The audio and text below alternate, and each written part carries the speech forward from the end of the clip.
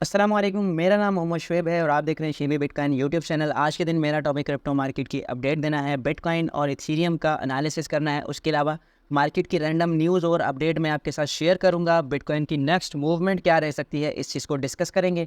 सबसे पहले यहाँ पर ये चार्ट मेरे पास ओपन है और इस चार्ट में अगर आप देखें तो कल के दिन जब मैंने वीडियो बनाई थी तो मैंने ये सिनेरियो आपके साथ डिस्कस किया था कि ऊपर हैमर लगाया था मैंने।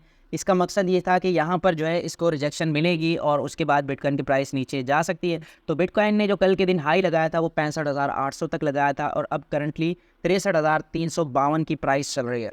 तो अब यहाँ पर जो है बिटकॉइन की प्राइस दोबारा से 4 दिन हो गए मुसलसल इसी रेंज में ट्रेड हो रही है। और लास्ट टाइम अगर आप देखें तो लास्ट टाइम भी यही सिनेरियो हमारे पास क्रिएट होता रहा है कि बिटकॉइन इस रेंज में आकर स्ट्रक हो जाती है, फिर उसके बाद या तो ऊपर जाती है या फिर नीचे जाती है। जैसे यहाँ पर देखें बिटकॉइन ने डंप किया तो 3-4 दिन कंसोलिडेशन और फिर मजीद डंप। तो यहाँ पर ये सीन हो सकता है कि बिटकॉइन ने पंप किया, 3-4 दिन कंसोलिडेशन और उसके बाद डायरेक्ट पंप।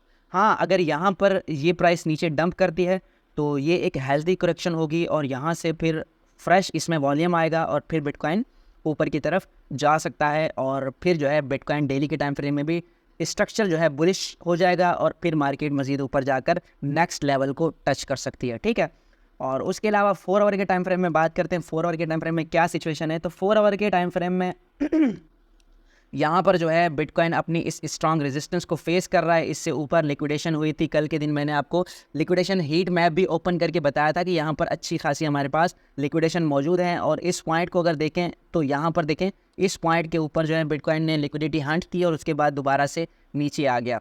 तो चांसेस ये हैं कि हो सकता है यहाँ से ही ऊपर चला जाए और इस जगह में आपको ये वाला जो रेंज है इसको दोबारा से मार्क करता हूँ। इस रेंज को हम रिमूव करके यहाँ पर देखें ये एक अच्छी खासी रेंज है जो एज अ सपोर्ट यहाँ पर फिलहाल बीटीसी को होल्ड कर रही है। तो यहाँ से भी चांसेस है कि बिटकॉइन ऊपर का ब्रेकआउट ले ले, तो ये मजीद चांसेस हैं। फिर यहाँ पर जो रेजिस्टेंस एरिया होगा हमारे पास नेक्स्ट वो ये वाला जोन होगा 4 आवर के टाइम फ्रेम में। ठीक है, अगर यहाँ से ही बिटकॉइन बाउंस करता है, अगर यहाँ पर लेता है चांस और बिटकॉइन यहाँ पर डंप करता है तो फिर यहाँ पर हमारे पास एक तो बड़े टाइम फ्रेम में एक हेड एंड शोल्डर का पैटर्न हमें नज़र आएगा। यहाँ नीचे से ये वाला शोल्डर हो गया, ये हेड हो गया और फिर यहाँ पर दोबारा शोल्डर हो गया। तो इस शोल्डर के हिसाब से फिर मज़ीद बिटकॉइन के पंप करने के चांसेस है। यहाँ पर अगर हम परसेंटेज कैलकुलेट करें तो ऑलमोस्ट 14% जो है ये ऊपर जा सकता है और फिर मतलब चांसेस हैं कि ये अपना नेक्स्ट ऑल टाइम हाई भी लगा सकता है। और लिक्विडेशन की बात करें तो लिक्विडेशन यहाँ पर ऊपर की तरफ अभी ज़्यादा है, लोग मार्केट में शॉर्ट हो रहे हैं और ऑलमोस्ट $2 अरब की लिक्विडेशन है 66,300 की प्राइस तक। तो यहाँ तक प्राइस पंप के अभी भी चांसेस हैं। जैसे कि मैंने कहा कि हो सकता है बिटकॉइन डंप करने के बजाय यहाँ तक चला जाए, तो वो मैं इसलिए कह रहा हूँ क्योंकि ऊपर की तरफ अभी लिक्विडेशन काफ़ी ज़्यादा है। और बाइनांस के ऊपर देखें तो वहाँ पर भी हाई लीवरेज के साथ पोजीशंस ओपन है 66,000 65,000 की प्राइस तक। तो इस वाले लेवल के चांसेस हैं कि यहाँ से बिटकॉइन डायरेक्टली यहाँ पर भी मूव कर सकता है। ठीक है, और उसके अलावा हीट मैप के अकॉर्डिंग देखें तो यहाँ भी आपको ये जो येलो एरिया नज़र आ रहा है ये इसी चीज़ को इंडिकेट कर रहा है कि यहाँ पर जो है बहुत ज़्यादा लिक्विडेशंस मौजूद हैं, पोजीशंस हाई लीवरेज के साथ ओपन है। ये भी 65,900 का एरिया बन रहा है जहाँ पर $32 मिलियन की लिक्विडेशन मौजूद है। तो आपने लाजमी इस चीज़ से ख़ुद को अवेयर रखना है।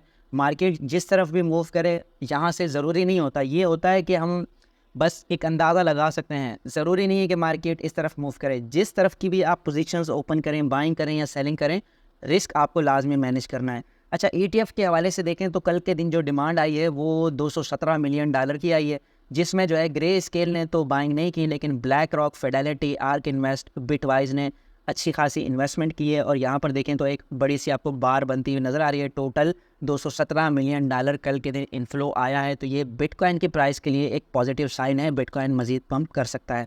ठीक है, और यहाँ पर बिटकॉइन का अर्जेंट चार्ट अपडेट दिया है इसने। और सबसे पहले तो इसने ये चैनल बनाया है, इस चैनल में एक हायर हाई बन रहा है, फिर एक लोअर लो बन रहा है, फिर हायर हाई बन रहा है, फिर एक लोअर लो बन रहा है। इसने कहा है कि बिटकॉइन अगर जो है 67,300 से ऊपर जाता है तो फिर बिटकॉइन के $1 लाख तक जाने के चांसेस हैं।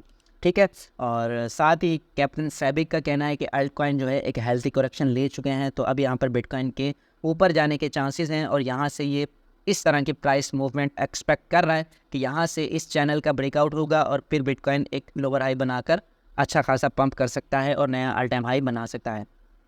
इथेरियम को मैंने काफ़ी ज़्यादा दिन से डिस्कस नहीं किया, इसकी हम ड्राइंग्स पहले रिमूव करते हैं। इसका इंडिकेटर मैं ऑफ़ कर दूँ ताकि आपको कन्फ्यूजन ना हो। यहाँ पर इंडिकेटर मैंने ऑफ़ कर दिया। फ़िलहाल जो इसकी रेजिस्टेंस है यहाँ पर वो ये वाली रेजिस्टेंस इसको स्ट्रांगली होल्ड करनी पड़ रही है $3250 की।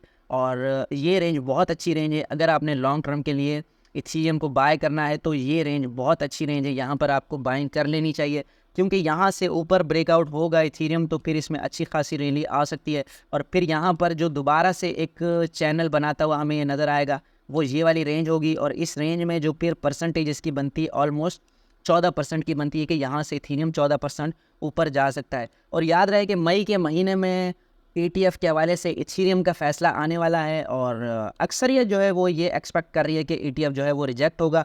तो अगर ETF रिजेक्ट हो जाता है तो फिर हो सकता है कि इथीरियम अपनी इस सपोर्ट को होल्ड ना कर पाए। और यहाँ पर अगर देखें तो हमें एक चीज़ बनती हुई नज़र आ रही है, यहाँ पर देखें ये इसका बैरिश फ्लैग बनता हुआ हमें नज़र आ रहा है। तो अगर ये बैरिश फ्लैग हमारे पास फॉर्म होता है तो फिर ये वाली जो रेंज है इथीरियम की, ये वाली भी हम देख सकते हैं $2500-2600 की। हालांकि इतना ज़्यादा इसका चांस नहीं है कि इथीरियम नीचे आए, लेकिन फिर भी हमने बैरिश और बुलिश दोनों सिनेरियोज़ को माइंड में रखना है। अगर डेली क्लोजिंग हमें इस रेंज से ऊपर नज़र आती है $3250 से, तो फिर हम जो है एक्सपेक्ट करेंगे कि $3700 तक इथीरियम पंप हो सकता है। अगर इससे नीचे जाता है बिटकॉइन, ये जो रेंज मैंने मार्क किया, तो फिर इससे नीचे हमारे पास $2630 तक की प्राइस होगी, जहां पर इथीरियम को हम एक्यूमुलेट कर सकते हैं फॉर लॉन्ग टर्म भी और शॉर्ट टर्म भी। हाँ, ये चीज़ आपने लाजमी देखनी है। RSI में हमेशा आपको रिकमेंड करता हूँ कि RSI के अकॉर्डिंग ट्रेड लें, क्योंकि स्टार्टिंग से ही मैं RSI को ही देखता आ रहा हूँ, तो अच्छा खासा मुझे इस पर एक्सपीरियंस भी है और इस पर बिलीव भी है। RSI आपको जब भी 30 से नज़र आए डेली या 4 आवर में, तो आप कॉन्फिडेंटली बाइंग कर सकते हैं, लेकिन फिर भी रिस्क को आपने लाजमी मैनेज करना होता है, क्योंकि मार्केट मूवमेंट का बिल्कुल 100% किसी को भी पता नहीं होता कि किस तरफ मार्केट मूव करिए। अच्छा, लास्ट में बिटकॉइन अर्शिफ के नाम से ये अकाउंट है, इसने कहा है कि man instantly transfer 20,000 into a slot machine to gamble away. इसने कहा है कि यहाँ पर एक गैम्बल मशीन में एक बंदे ने फ़ौरन से $20,000 डिपॉजिट कर दिए, ना उससे किसी ने नाम पूछा, ना उससे किसी ने कंफर्मेशन ली। लेकिन इसका कहना है कि जब मैंने चाहा कि मैं बिटकॉइन में इन्वेस्टमेंट करूं तो बिटकॉइन ने 7 बार मुझे बुलाया और DNA सैंपल भी मुझसे डिमांड की कि आप प्रूफ दें DNA सैंपल का। तो ये एक चीज़ है कि बिटकॉइन से लोग अवॉइड करते हैं और गैम्बल मशीन में इतनी आसानी से हमें डाल दिया जाता है, क्योंकि बिटकॉइन जो है हमारे फ़ायदे के लिए। और गैम्बलिंग जो भी लोग करते हैं, गैम्बलिंग में 70 to 80% बल्कि 90% लोग अपना पैसा लूज़ करते हैं, और बिटकॉइन से तो आपके अमीर होने के चांसेस भी हैं। तो ये आज की वीडियो थी। उम्मीद है कि आज की वीडियो भी आपके लिए इन्फॉर्मेटिव रही होगी। मिलते हैं अपनी नेक्स्ट वीडियो में। अल्लाह हाफिज़।